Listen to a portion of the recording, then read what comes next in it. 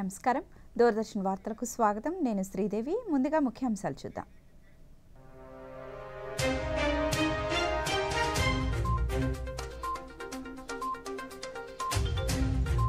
అక్రమ వలసదారుల సమస్య ఆందోళన కలిగించే అంశమన్న ఉపరాష్ట్రపతి. కేరళలోని తిరువనంతపురంలో భారతీయ విచారణ కేంద్రం ఏర్పాటు సభలో పేర్కొన్న జగదీప్ ధన్కడ్. సోమనాథుని దర్శించుకున్న ప్రధాని, అభిషేకాలు, విశేష పూజలు చేసిన మోదీ. గుజరాత్లో పర్యటించిన కేంద్ర హోంమంత్రి, పలు అభివృద్ధి పనులను ప్రారంభించిన అమిత్ షా. నేటి నుంచి ప్రారంభమైన పవిత్ర రంజాన్ మాసం. శుభాకాంక్షలు తెలిపిన ప్రధానమంత్రి నరేంద్ర మోదీ, ముఖ్యమంత్రి చంద్రబాబు నాయుడు. ఇక వివరాలు. అక్రమ వలసదారుల సమస్య ఆందోళన కలిగిస్తుందని, ఈ సమస్య మన సాంస్కృతిక విలువలకు ప్రమాదమని ఉపరాష్ట్రపతి జగదీప్ ధన్కడ్ పేర్కొన్నారు. కేరళలోని తిరువనంతపురంలో భారతీయ విచారణ కేంద్రం ఏర్పాటు చేసిన సందర్భంగా ఉపరాష్ట్రపతి మాట్లాడుతూ, మిలియన్ల కొద్దీ ఉన్న అక్రమ వలసదారుల సమస్యను ఒక్క దేశం మాత్రమే పరిష్కరించలేదని, ఇతర దేశాల భాగస్వామ్యం, సహకారం అవసరమన్నారు.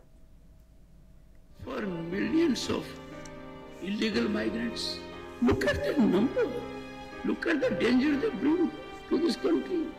Everyone in this country is fired with the theme of nationalism. These people come, they demand on our employment, on our health, on our education sectors. And they become a factor in electoral politics. It is very urgent. This has to be addressed. We are cliffhanging. We must generate awareness. Mindset of the people must be activated. Every Bharatiya must be skilled to face this challenge. Unchecked flow is threatening our culture also.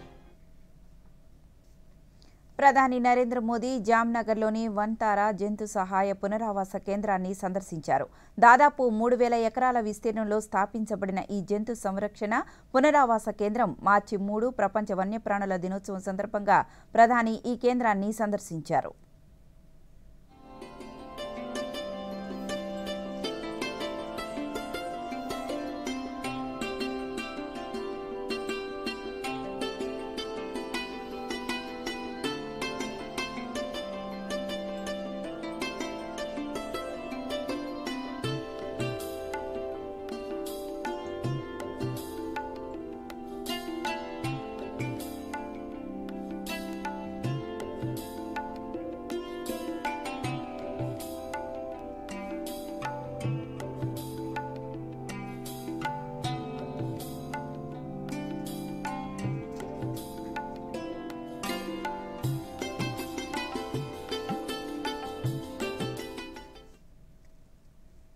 ప్రధానమంత్రి నరేంద్ర మోదీ గుజరాత్లో పర్యటిస్తున్నారు. పర్యటనలో భాగంగా సోమనాథ్ ఆలయాన్ని సందర్శించి సోమనాథుని దర్శించుకున్నారు. స్వామివారికి పంచామృతాలతో స్వయంగా అభిషేకాలు చేసి ప్రత్యేక పూజలు నిర్వహించారు. ఘన హారతులు ఇచ్చారు. ఆలయ ప్రధాన అర్చకులు ప్రధానితో పూజా కార్యక్రమాలు నిర్వహింపచేశారు.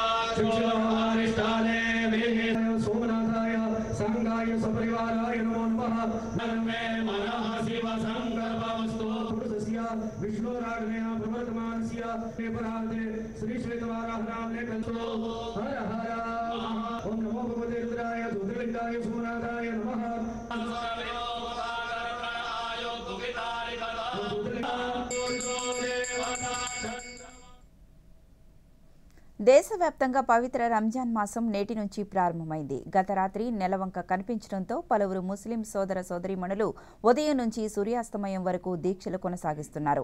పవిత్ర రంజాన్ మాసం ప్రారంభం సందర్భంగా ప్రధానమంత్రి నరేంద్ర మోదీ పౌరులకు శుభాకాంక్షలు తెలిపారు. ఈ పవిత్ర మాసం సమాజంలో శాంతి సామరస్యాన్ని తీసుకురావాలని ఆకాంక్షించారు. ఈ పవిత్ర రంజాన్ మాసం కృతజ్ఞత, భక్తికి ప్రతిబింబమన్న ప్రధాని కరుణ, దయ, సేవ యొక్క విలువలను దేశ ప్రజలకు గుర్తు చేస్తుందన్నారు. రంజాన్ మాసం ప్రారంభోత్సవం సందర్భంగా రాష్ట్ర గవర్నర్ ఎస్ అబ్దుల్ నజీర్, ముఖ్యమంత్రి నారా చంద్రబాబు నాయుడు, వైఎస్ఆర్సీపీ అధినేత వైఎస్ జగన్మోహన్ రెడ్డి తదితరులు ఎక్స్ వేదికగా శుభాకాంక్షలు తెలిపారు.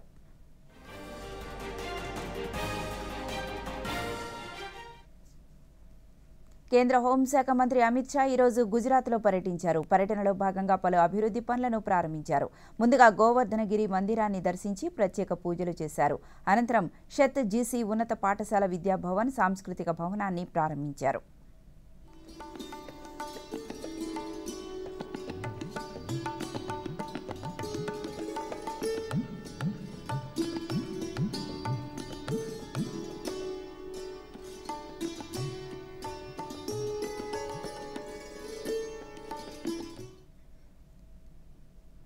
నెల్లూరు జాతీయ రహదారి 3 లేన్ విస్తరణలో ఇళ్ల స్థలాలు కోల్పోయిన వారికి రాష్ట్ర పురపాలక శాఖ మంత్రి పొంగూరు నారాయణ పట్టాలను పంపిణీ చేశారు.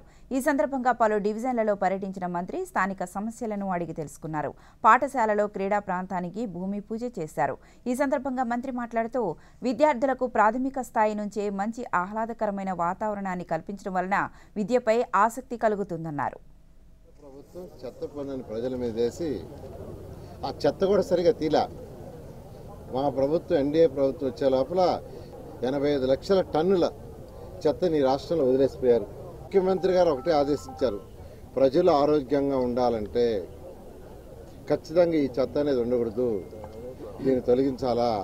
రేపు వచ్చే 25 అక్టోబర్ 2వ తేదీకి ఈ రాష్ట్రంలో 85 టన్నులని యాక్చువల్గా లేకుండా చేయాలని, దాన్ని బయోమైనింగ్ సిస్టంలో చేయాలా. అంటే దీన్ని తీసుకుని ఎక్కడంటే అక్కడ వేయట్లేదు, దీనికి ప్రాసెస్ చేసి దీంట్లో రాళ్ళు కానీ రప్పలు కానీ ఇటువంటి అన్ని మట్టి ఉంటే దాన్ని సపరేట్ చేయాలా, ప్లాస్టిక్ చెక్కలు అయింటే సపరేట్ చేస్తారు. ఇవి చేయంగా మిగిలిన దాన్ని ఆర్డీఎఫ్ అంటారు, దాన్ని సిమెంట్ ఫ్యాక్టరీలు తరలించాలి, ఎక్కడ వేయకూడదు. దాన్ని ఖచ్చితంగా ఎన్జీటీ రూల్స్ ప్రకారం సిమెంట్ ఫ్యాక్టరీలు తరలించాలి. అలా ఈరోజు రాష్ట్రంలో 85 లక్షల టన్నులు ఈరోజు ఈ యొక్క ప్రాసెస్ జరుగుతూ ఉంది. నెల్లూరుకు వచ్చేళ్ళకే నెల్లూరులో ఈరోజు 2 డంప్ యార్డ్స్ ఉన్నాయి.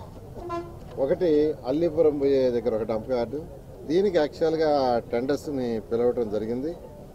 అది ఏదైతే మన అల్లీపురం దగ్గర కానీ దంతాలు కానీ 2 తీసుకుంటే రాబోయే 6 months పాడి రైతుల సంక్షేమానికి రాష్ట్ర ప్రభుత్వం విశేష కృషి చేస్తోందని రాష్ట్ర రవాణా శాఖ మంత్రి మండిపల్లి రాంప్రసాద్ రెడ్డి పేర్కొన్నారు. కడపలోని ప్రభుత్వ జూనియర్ కళాశాలలో గాలికుంటు వ్యాధి నివారణ టీకాల పోస్టర్ను ఆవిష్కరించిన మంత్రి మాట్లాడుతూ రాష్ట్ర వ్యాప్తంగా పశువులకు గాలికుంటు వ్యాధి టీకాలు వేయడం జరుగుతుందని, ఈ కార్యక్రమం మార్చి 1 నుంచి 30వ తేదీ వరకు నిర్వహిస్తున్నారన్నారు. పశు వైద్య సహాయకులు పాడి రైతుల ఇంటి వద్దే టీకాలు వేయడం జరుగుతుందని, రైతులందరూ తమ పశువులకు ఎటువంటి వైరస్ సోకకుండా తప్పకుండా వ్యాధి నివారణ టీకాలు వేయించాలని సూచించారు. వస్తున్న వ్యాధుల గురించి రైతులకు అవగాహన కల్పించి, అలాగే అవి నివారించేదానికి తగిన సూచనలు ఇచ్చి అక్కడ మెడిసిన్ ఇచ్చేదానికి పశుసంవర్ధక శాఖ తరపున కేంద్ర రాష్ట్ర ప్రభుత్వాలు రైతుల ఇంటి ముందుకే వెళ్ళి అక్కడ తగు సూచనలు ఇచ్చి అక్కడ వ్యాక్సినేషన్ కూడా వేయడం జరుగుతూ ఉంది. ఇవన్నిటినీ ప్రభుత్వం ద్వారా కల్పిస్తున్నాం కాబట్టి పాడి రైతులు ఎవరైతే ఉంటారో వాళ్ళు ప్రభుత్వం కల్పిస్తున్న ఈ అవకాశాలన్నింటినీ సద్వినియోగం చేసుకోవాలా. ఎందుకంటే ఆంధ్ర రాష్ట్రంలో ముఖ్యంగా ఇప్పుడు వ్యవసాయం పైన ఎందుకు ఆధారపడ్డారో దానికంటే ఎక్కువ పాడి పరిశ్రమపై ఆధారపడ్డారు. కాబట్టి ప్రభుత్వ అధికారులు మార్చి 8వ తేదీన ఉమ్మడి పశ్చిమ గోదావరి జిల్లాలోని అన్ని న్యాయస్థానాలలో జాతీయ లోక్ అదాలత్ నిర్వహిస్తామని న్యాయ సేవాధికార సంస్థ జిల్లా కార్యదర్శి కె రత్నప్రసాద్ తెలిపారు. ఏలూరు జిల్లా కోర్టులో ఆయన మీడియాతో మాట్లాడుతూ రాజీకి అవకాశం ఉన్న అన్ని కేసులను ఈ లోక్ అదాలత్ ద్వారా పరిష్కరించుకోవచ్చని చెప్పారు. జటిలమైన కేసుల విషయంలో న్యాయ సేవాధికార సంస్థ ద్వారా నిర్వహించే ప్రీ సిట్టింగ్స్ ద్వారా ఇరుపక్షాల ఆమోదంతో రాజీ చేసుకోవచ్చునని అన్నారు. గత డిసెంబర్ నెలలో జరిగిన లోక్ అదాలత్లో 5,616 కేసులు పరిష్కారం చేసినట్లు వివరించారు. మరి దానికి సంబంధించి ఇప్పటి వరకు 4,000 పైచిలుకు కేసులు అన్ని రాజీ పడదగ్గ కేసులన్నీ కూడా ఐడెంటిఫై చేయడం జరిగింది. వాటిని గుర్తించడం జరిగింది అన్ని కోర్టులలో కూడా. ఈ యొక్క అవకాశాన్ని అందరూ కూడా సద్వినియోగం చేసుకోవాల్సిందిగా కక్షిదారులకు విజ్ఞప్తి చేస్తున్నాను. ఈ యొక్క లోక్ అదాలత్లో మొత్తంగా ఒక 11 మండలాల్లో 10 మండలాల్లో మరియు ఏలూరులో కలిపి 11 చోట్ల ఈ యొక్క నేషనల్ లోక్ అదాలత్ నిర్వహించడం జరుగుతూ ఉంది. మరి గతసారి జరిగిన లోక్ అదాలత్లో ఎక్కువ కేసులు 5,000 పైచిలుకు కేసులు సెటిల్ అవ్వడం జరిగింది. ఈసారి కూడా పరీక్షల సమయంలో ఒత్తిడిని ఎలా అధిగమించాలో ప్రధానమంత్రి నరేంద్ర మోదీ విద్యార్థులకు వివరించారు. మాదక ద్రవ్యాల బారిన పడకుండా విద్యార్థులు నషా విముక్త భారత్గా తీర్చిదిద్దాలని, సామాజిక సమస్యలపై చైతన్యం కలిగి ఉండాలని ప్రస్తావించిన పరీక్షా పే చర్చ కార్యక్రమంపై ప్రభుత్వ డిగ్రీ కళాశాల అధ్యాపకులు ఎం హరిప్రసాద్తో దూరదర్శన్ ప్రాంతీయ వార్తా విభాగాధిపతి డాక్టర్ జి కొండలరావు ప్రత్యేక ముఖాముఖిని ఇప్పుడు చూద్దాం. చరిత్ర అధ్యాపకునిగా నేషనల్ సర్వీస్ స్కీమ్ జాతీయ సేవా పథకం ఎన్ఎస్ఎస్ దానిలో అనేక సంవత్సరాలు బాధ్యతలు వహిస్తూ చరిత్ర అధ్యాపకునిగా పరిశోధకుడిగా డాక్టర్ ఎం హరిప్రసాద్ వారు చాలా విద్యార్థి లోకానికి దగ్గరగా ఉంటూ వస్తున్నారు. వారు మన దూరదర్శన్ ప్రాంతీయ వార్తా విభాగానికి విచ్చేసిన సందర్భంగా ప్రత్యేక ముఖాముఖిలో మనతో ఉన్నారు. డాక్టర్ హరిప్రసాద్ గారు నమస్కారం అండి. డాక్టర్ హరిప్రసాద్ గారు, మీరు అధ్యాపక వృత్తిలోనే ఉంటూ ఎన్ఎస్ఎస్ జిల్లా ప్రోగ్రామ్ ఆఫీసర్గా అనేక ర్యాలీల్లో అవగాహన కార్యక్రమాల్లో పాల్గొంటూ వచ్చారు. మీరు మీ విద్యార్థి లోకంపై మీ ముద్రని వేసుకుంటూ వచ్చారు. దీనికి సంబంధించి ఎన్ఎస్ఎస్, ఎన్సిసి, ఎన్జిసి ఇలాంటి సంస్థలు విద్యార్థి లోకంలో వాటి ప్రాధాన్యత ఏమిటి? మీరు ఏ రకంగా విద్యార్థుల్ని ఎన్ఎస్ఎస్ ద్వారా చైతన్యపరిచారు? NSS, NCC, youth red cross ఇట్లాంటి అనేది యువతను విజయం వైపు నడిపించేటటువంటి ఒక ముఖ్యమైనటువంటి సాధనాలుగా నేను చెప్తాను. ఎందుకంటే ఈరోజు విద్యార్థి లోకం చైతన్యం చేయాలంటే, సమాజంలో ఉన్నటువంటి అనేక సామాజిక సమస్యల పట్ల ప్రజలను చైతన్యం చేయాలంటే విద్యార్థి లోకానికే చెందుతుంది. అది ముఖ్యంగా మనం ఈరోజు నరేంద్ర మోదీ గారి ప్రోగ్రాం చూసుకున్నా, మన్ కీ బాత్ కార్యక్రమం చూసుకున్నా, ఇట్లాంటివన్నీ కూడా ఎక్కడ సామాజిక సమస్యలు ఉంటాయో ఆ సామాజిక సమస్యల్ని ఎలుగెత్తి చాటేసేసి సమాజంలో చైతన్యం తీసుకొచ్చే బాధ్యత విద్యార్థులదే అవుతుంది. ఎన్ఎస్ఎస్ అంటే personality development through community service. విద్యార్థులు అక్కడ చదువుతో పాటు సేవాభావం అలవర్చుకోవాలనే ఉద్దేశంతోనే ఎన్ఎస్ఎస్ని మన ఎడ్యుకేషన్ సిస్టంలో మేధావులు ఏర్పాటు చేసుకోవడం జరిగింది. కాబట్టి ఎప్పుడైతే మనకి చుట్టుపక్కల పరిసరాల గురించి ఎప్పుడైతే చదువుతూ ఉంటాడో, అవగాహన చేసుకుంటాడో, ఆటోమేటిక్గా తను ఎలా బతకాలి, ఎలా ఉంటే తన సొసైటీలో చక్కటి ఎదుగుదల ఉంటుందో అనేసి ఒక ప్రణాళిక రూపొందించుకోవడానికి కూడా ఎన్ఎస్ఎస్ అనేది ఒక బాటగా ఉపయోగపడుతుందనేసి నా ప్రగాఢ నమ్మకం. నా ఆధ్వర్యంలో రిపబ్లిక్ డే పరేడ్కి స్టూడెంట్స్ని తీసుకుని వెళ్ళటం జరిగింది. ఒక ప్రణాళికబద్ధంగా చేయబట్టే నేను ఆ విధంగా చేయగలిగాను. నషా విముక్త్ భారత్, మత్తు పానీయాల నుండి యువతని వెలికి తీసుకురావడం, వాటి కోరల్లో చిక్కుకోకుండా యువతని చైతన్యపరచడం, ఇది కూడా ఒక కీలకమైన అంశంగా ప్రధాని నరేంద్ర మోదీ మన్ కీ బాత్లో ఒకసారి చెప్పకనే చెప్పారు. అయితే దానికి సంబంధించి ఈ డ్రగ్స్, ఈ మత్తు పానీయాలకి యువత చిక్కుకుంటున్న ప్రస్తుత క్లిష్ట సమయంలో ఇలాంటి సంస్థలు వాళ్ళని ఏ రకంగా చైతన్యపరచాల్సి ఉంది, ఆ దిశలో ఆ కోఆర్డినేటర్స్ కానీ, దాని నిర్వాహకులు కానీ, అధ్యాపకులు కానీ వారి పాత్ర ఎలా ఉండాలి, ఎలా ఉంటే బాగుంటుందని మీరు అనుకుంటారు? ముఖ్యంగా ఈ ప్రశ్న చాలా ముఖ్యమైనది. ఇప్పుడు సమాజంలో బాగా యువత డ్రగ్స్ మత్తుకి లోనవటం జరుగుతుంది. దీని మీద బాగా ఫోకస్ చేసి ఆ టాస్క్ ఫోర్స్ వాళ్ళని కూడా నేను మాట్లాడేసేసి కళాశాలలో అన్ని కళాశాలలో, నాట్ ఓన్లీ నేను చేసేటటువంటి కళాశాల కాదు, అన్ని కళాశాలలో మద్యం మత్తులో యువత చిత్తు అనే ఒక కరపత్రాలు వేసేసేసి మరీ యువతని చైతన్యం చేయడానికి అనేక ప్రోగ్రాం చేయడం జరిగింది. ఆ ప్రోగ్రాంను చూసి సెంట్రల్ గవర్నమెంట్ వాళ్ళు ఒక సెమినార్ లాగా నేషనల్ సెమినార్ కండక్ట్ చేయమని నాకు ఇవ్వటం, దాన్ని సక్సెస్ఫుల్గా చేయటం అనేది జరిగింది. దానిలో కృష్ణా జిల్లాలో ఉన్నటువంటి అన్ని కళాశాలలు కూడా దానిలో భాగస్వాములు అవటం జరిగింది. ముఖ్యంగా తల్లిదండ్రులతో విద్యార్థి మీ కుమారుడు ఇలా ఎడిక్ట్ అవుతున్నాడు, దాన్ని మీరు అబ్జర్వ్ చేయండి అనేసి తల్లిదండ్రులు కూడా ఎంకరేజ్ చేస్తూ వాళ్ళని కూడా మోటివేట్ చేస్తూ ఈ స్టూడెంట్స్ని మనం కౌన్సిలింగ్ ఇస్తూ కనుక చేస్తే కనుక ఆటోమేటిక్ ఇట్లాంటి యాక్టివిటీస్ని కొంచెం అబ్జర్వేషన్, కొద్ది డెప్త్ అబ్జర్వేషన్ ఉంచుకుని చేస్తే కనుక మనం అట్లాంటి యువత అనేది ఈ మత్తులో చిత్తు కాకుండా ఉండటానికి చూడటానికి అవకాశం ఉంటుందనేసి నా అభిప్రాయం. మన్ కీ బాత్ పై ప్రధాని నరేంద్ర మోదీ ప్రతి నెలలో చివరి ఆదివారం నిర్వహిస్తున్న ప్రపంచవ్యాప్తమైన మన్ కీ బాత్ పట్ల మీరు మీ విశ్లేషణ? మన్ కీ బాత్ ప్రోగ్రాం అనేది ప్రధాన మంత్రి మోదీ గారు ప్రవేశపెట్టిన. ధన్యవాదాలు డాక్టర్ హరిప్రసాద్ గారు. చాలా విషయాల్ని పరీక్షపై చర్చ అయితేనేమి, ప్రధాని మన్ కీ బాత్ మనసులో మాటకి సంబంధించి అయితేనేమి, నషా విముక్త్ భారత్ దానికి సంబంధించి విద్యార్థులు మరీ ముఖ్యంగా యువత ఎలాంటి జాగ్రత్తలు వహించాలి అనే పలు అంశాలపై మీరు చాలా కూలంకషంగా మీ అనుభవాత్మకమైన, మీరు విద్యార్థులతో ఇంటరాక్ట్ అయ్యి ఇంటర్ఫేస్తో మాట్లాడుతూ వాళ్ళతో మాట్లాడిన సందర్భంలో వాళ్ళ అనుభూతులు, వాళ్ళ విషయాలని కూడా మీరు చాలా సోదాహరణంగా వివరించారు. ధన్యవాదాలండి. మా దూరదర్శన్ ప్రాంతీయ వార్తా విభాగానికి విచ్చేసి మీరు ఈ ముఖాముఖి ప్రత్యేక కార్యక్రమం. ఇప్పుడు ప్రకటనలో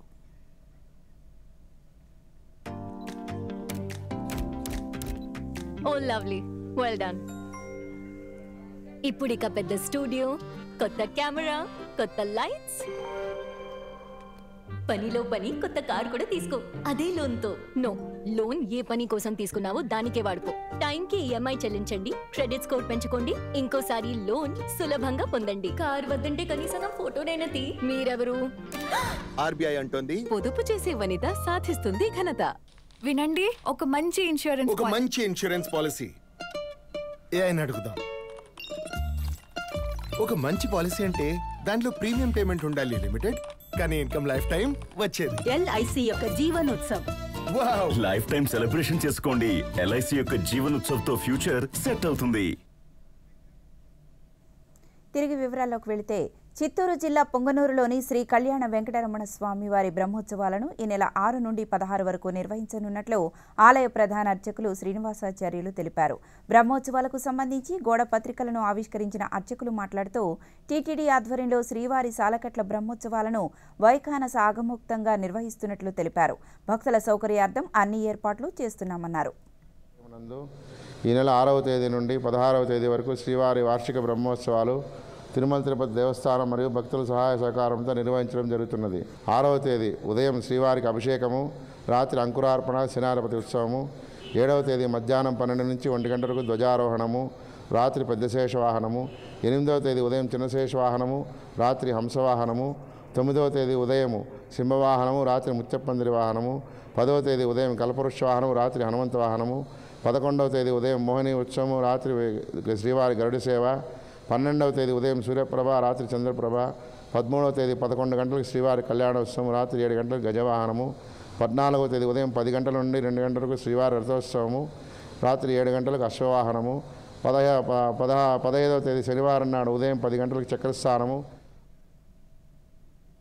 ఉభయ గోదావరి జిల్లాల పట్టభద్రుల శాసనమండలి నియోజకవర్గం ఓట్ల లెక్కింపు రేపు నిర్వహించనున్నారు. ఏలూరులోని సిఆర్ఆర్ ఇంజనీరింగ్ కళాశాలలో లెక్కింపు కార్యక్రమాన్ని చేపట్టనున్న నేపథ్యంలో కళాశాల పరిసర ప్రాంతాల్లో కట్టుదిట్టమైన భద్రతా ఏర్పాట్లు చేశారు. సిబ్బందికి శిక్షణ కార్యక్రమం పూర్తి చేశారు.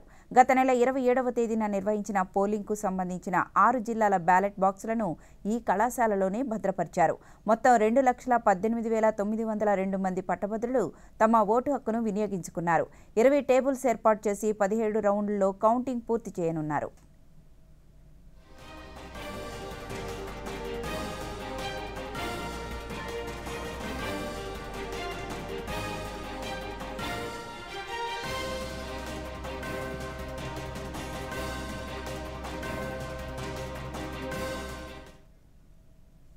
కేంద్ర ప్రభుత్వం తక్కువ ధరకే నాణ్యమైన ఔషధాలు జనరిక్ మెడిసిన్ ద్వారా ప్రజలకు అందుబాటులో ఉంచుతుంది.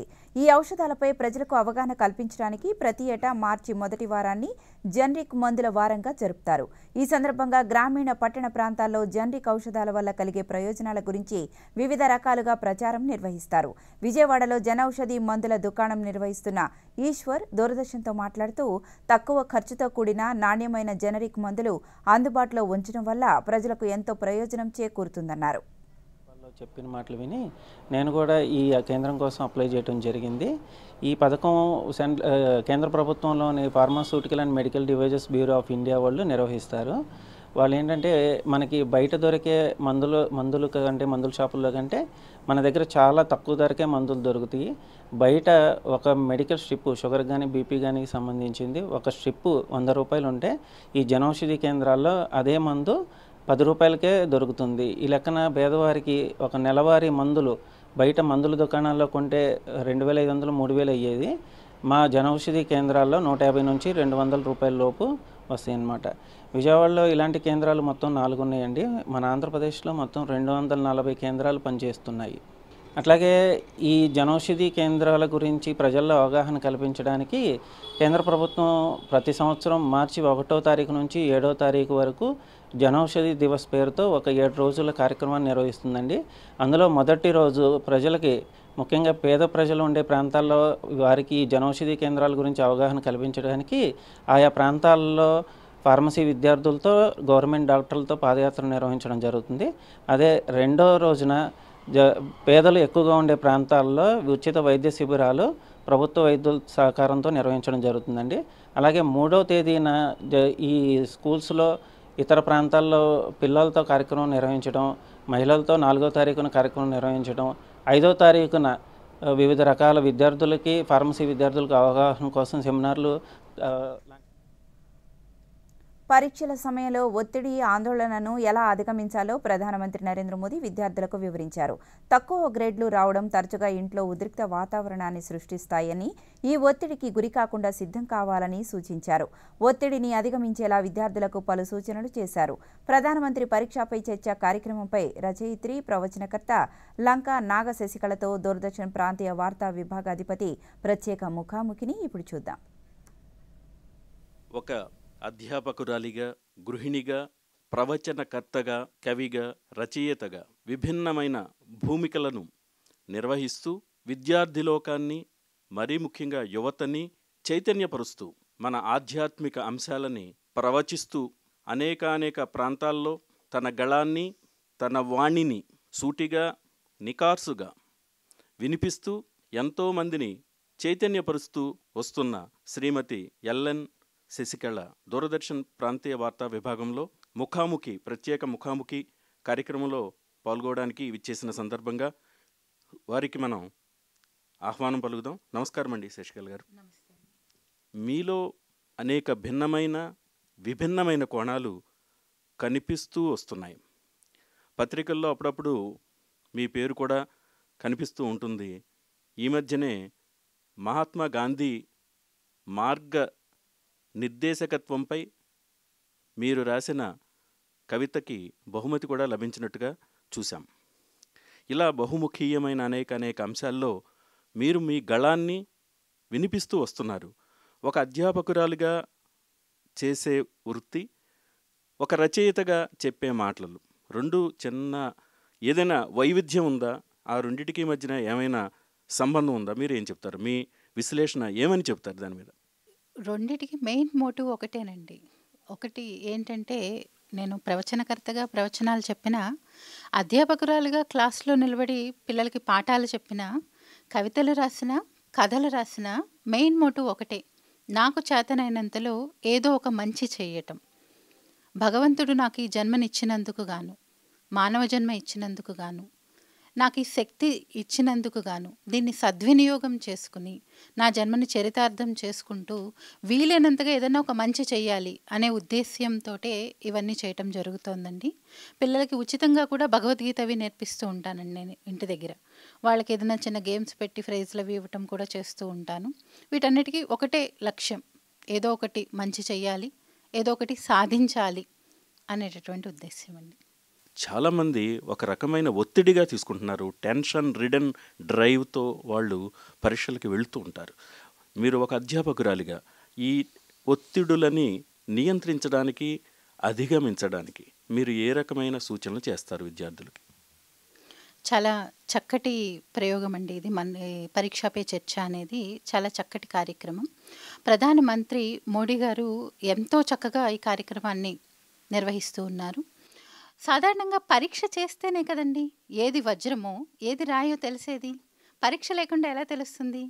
కానీ ఇక్కడ జరుగుతున్నది ఏమిటి అంటే, ఈ పరీక్ష అనేటటువంటి ఒత్తిడికి లోనై వజ్రాలు కూడా రాయలుగా మిగిలిపోతున్నాయి. పిల్లల్ని ఆ ఒత్తిడి నుంచి బయటికి తీసుకురావటం కోసమే ప్రధానమంత్రి మోడీ గారు నేటి బాలలే రేపటి పౌరులు కాబట్టి, రేపటి తరానికి దిశానిర్దేశం ఇవ్వవలసిన వాళ్ళు కాబట్టి, రేపటి భారతదేశాన్ని నడిపించగలిగిన వాళ్ళు కాబట్టి, వాళ్ళని మరింత ముందుగా ప్రోత్సాహకరంగా తీసుకువెళ్ళటం కోసం ఇంతటి చక్కటి కార్యక్రమాన్ని తీసుకువచ్చారండి. చాలా బాగుంది ఈ కార్యక్రమం. ధన్యవాదాలండి శశికళ గారు. మీరు చాలా చక్కగా ఈ పరీక్షలను గురించి, పరీక్షా పే చర్చ గురించి విశ్లేషణ చేస్తూ విద్యార్థులకి, మరీ ముఖ్యంగా మన విద్యార్థి లోకానికి చాలా చక్కని, విలువైన, అవసరమైన సూచనలు ఇచ్చినందుకు మా దూరదర్శన్ ప్రాంతీయ వార్తా విభాగం విజయవాడ తరపున మీకు మరోసారి ధన్యవాదాలండి. నమస్కారం శశికళ గారు. శ్రీశైలం ఎడమగట్టు కాలువ సొరంగ మార్గంలో 9వ రోజు సహాయక చర్యలు కొనసాగుతున్నాయి. ఈ దుర్ఘటనలో 8 మంది కార్మికులు చిక్కుకొని ఉన్నారు. వారిని బయటికి తీసేందుకు చేసే సహాయక చర్యలకు నీటి ఊట అడ్డంకిగా మారుతోంది. పూడిక, కత్తిరించిన టీబీఎం భాగాలను తరలించడంలోనూ ఇబ్బందులు ఎదురవుతున్నాయి. కాగా సంఘటనా ప్రాంతాన్ని తెలంగాణ రాష్ట్ర ముఖ్యమంత్రి రేవంత్ రెడ్డి పరిశీలించారు. ప్రమాదం జరిగిన తీరును, చిక్కుకుపోయిన కార్మికులను అధికారులను అడిగి తెలుసుకున్నారు.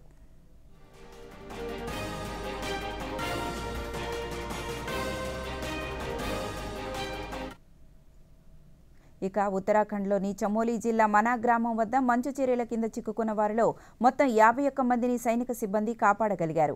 వీరిలో తీవ్రంగా గాయపడిన 4 మృతి చెందారు. మంచు మేటల కింద చిక్కుకున్న 4 బయటకు తీసుకొచ్చేందుకు సహాయక చర్యలు ముమ్మరంగా కొనసాగుతున్నాయి. బద్రీనాథ్ క్షేత్రం మనా మధ్య జాతీయ రహదారిపై మంచు మేటలను తొలగించే పనులను బీఆర్ఓ నిర్వహిస్తోంది. ఈ పనుల కోసం వచ్చిన 55 మంది కార్మికులున్న శిబిరంపై శుక్రవారం మంచు చర్యలు విరిగిపడ్డాయి. ప్రతికూల పరిస్థితుల్లోనూ తొలి రోజు 33 మందిని రక్షించగలిగారు. శనివారం ఉదయం వాతావరణం అనుకూలించడంతో మరో 17 మందిని సైన్యం కాపాడింది.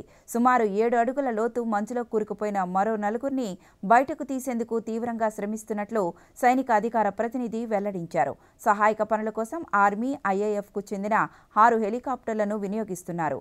గాలింపు చర్యలపై ఉత్తరాఖండ్ ముఖ్యమంత్రి పుష్కర్ సింగ్ ధామీ అధికారులతో ఎప్పటికప్పుడు సమీక్షలు నిర్వహిస్తున్నారు. लोग हैं वो अभी सभी स्वस्थ हैं, सुरक्षित हैं और सभी को बद्रीनाथ से जोशीमठ लाया जा चुका है और जोशीमठ से एक थोड़ा सा उनको हायर सेंटर के लिए रिफर किया गया है. ऋषिकेश उनको लाया जा रहा है.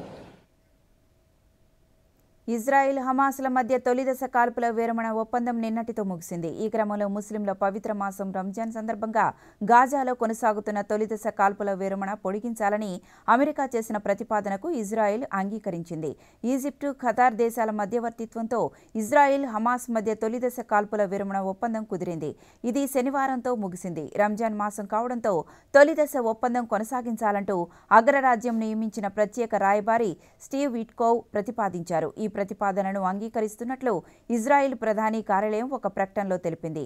తొలిదశ ఒప్పందంలో భాగంగా తమ చెరలో ఉన్న 94 మందిలో పలువురు బందీలకు హమాస్ స్వేచ్ఛ కల్పించగా, ప్రతిగా ఇజ్రాయెల్ తమ జైళ్ల నుంచి పాలస్తీనియులకు విముక్తి కల్పించింది.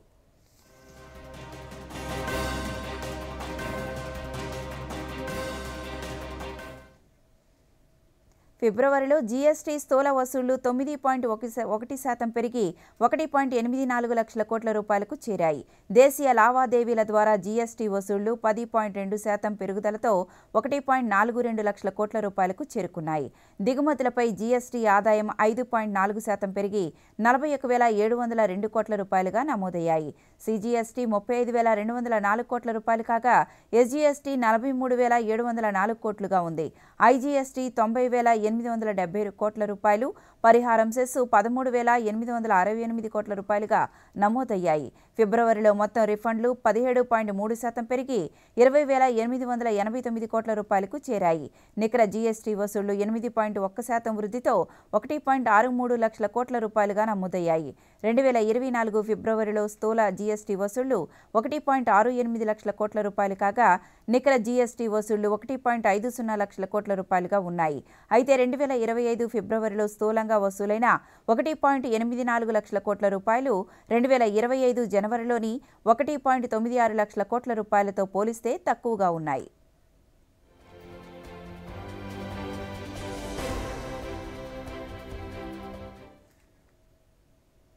ఈ వార్తలు ఇంతటితో సమాప్తం. నమస్కారం.